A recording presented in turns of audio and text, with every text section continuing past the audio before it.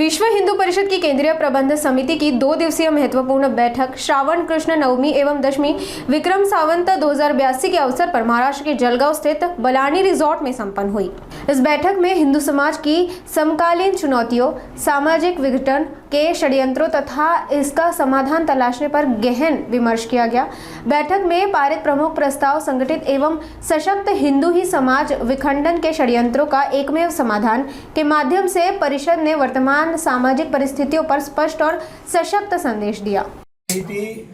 लड़की को अगुवा करने का विषय था यहाँ पर, जो लकड़गंज में हुआ है, और कुछ परिचय पत्र भी दिखाया है पुलिस ने जो साथ में गई थी।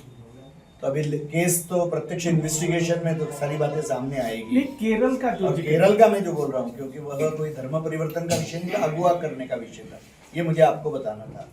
केरल में भी जो एक टाइम्स में कुछ दिन पहले रिपोर्ट आया था कि केरल के बिशप एसोसिएशन ने भी एक पत्र होम मिनिस्ट्री को दिया था कुछ वर्ष पहले, और उन्होंने ये बात कही थी कि 2015 से लेकर 2019 के बीच में कुछ हजार ईसाई लड़कियां भी लव जिहाद की शिकार अकेले केरल में हुई है।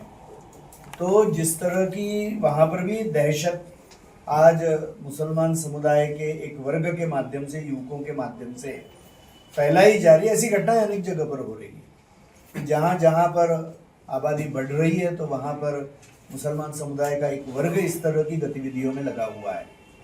तो इसके बारे में बहुत सतर्कता संपूर्ण समाज ने और प्रशासन ने यह दिखाने की आवश्यकता आज है। अब इसलिए ये घटनाएं हो रही है, इसलिए मैंने इसकी जानकारी आपके साथ लकड़गंज में भी हुआ है। वही तो उसी की बात कर रहा हूँ मैं, उसी का उल्लेख किया था। सर, जिस तरीके से नागपुर की डेमोग्राफी थोड़ी सी चेंज हो रही है, एक आरटीआई एक्टिविस्ट है जिन्होंने कहा है कि नागपुर में है या गुजरात में है, ऐसे अनेक जगह पर ऐसा प्रोसेस अभी बहुत बड़े प्रमाण में शुरू हुआ है। इस तरह के प्रोसेस को वेस्ट बंगाल में बहुत बड़ा रेजिस्टेंस आ रहा है। ये भी हो रहा है कि जहां पर यह संख्या सर्वाधिक है बांग्लादेश से आए हुए हिंदुओं की। अच्छा, तो इसलिए ये बातें हो रही है, तो डरने की किसी को जरूरत नहीं है। मुझे लगता है कानून में योग्य प्रावधान है, और जो प्रताड़ना हुई है उसकी चिंता करके क्या करना चाहिए इसके सुझाव भी है। तो आपके भी संपर्क में ऐसे यदि बांग्लादेश से आए हुए हिंदू होंगे, उनको एक तरीके से दो बातें सिद्ध करनी होगी कि वो हिंदू है, यह सिद्ध करना होगा, और दूसरी बात वो बांग्लादेश से आए हुए सिद्ध करना होगा। वो कागज के अभाव में नहीं कर पाए। मुझे लगता है कि उसके भी मार्ग है जो सुझाव दिए गए हैं। भारत में ये हो रहा है कि भारत के मुसलमान समुदाय के कुछ लोगों की पत्नियां पाकिस्तानी हैं, या यहाँ के कुछ महिलाओं का पाकिस्तानी शौहर है, या इस तरह के विषय। और बाद में अभी जैसा कि अनेक जगह पर ध्यान में आ रहा है कि जो बांग्लादेश से मुसलमान आया है तो उसको 24 परगना क्षेत्र में बंगाल के वहीं पर ज़्यादा से ज़्यादा उनको आधार कार्ड मिल रहा है। अभी मैं अंडमान गया था, वहाँ पर भी ऐसी बातें सामने आ रही है, अनेक राज्यों में आ रही है।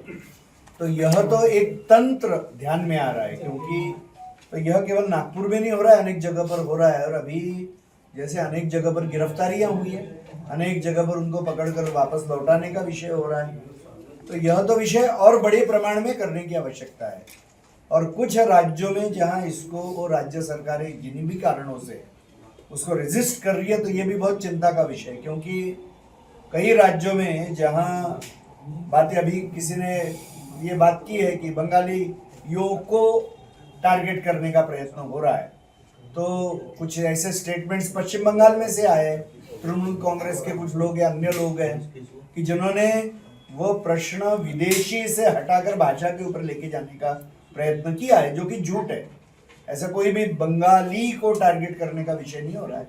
बांग्लादेशी जो मुसलमान बाहर से गलत ढंग से, गैर कानूनी दृष्टि से भारत में आए, मगर हर जगह पर नैरेटिव गलत खड़े करने का प्रयत्न जो होता है, विषय को डाइवर्ट करने का प्रयत्न होता है, उसी में से ये बातें हो रही है। तो ये तो सुनियोजित है सब जगह पर। सर, इसमें हाँ जी, बंगालियों में एक थोड़ा एक कंसर्न है कि कई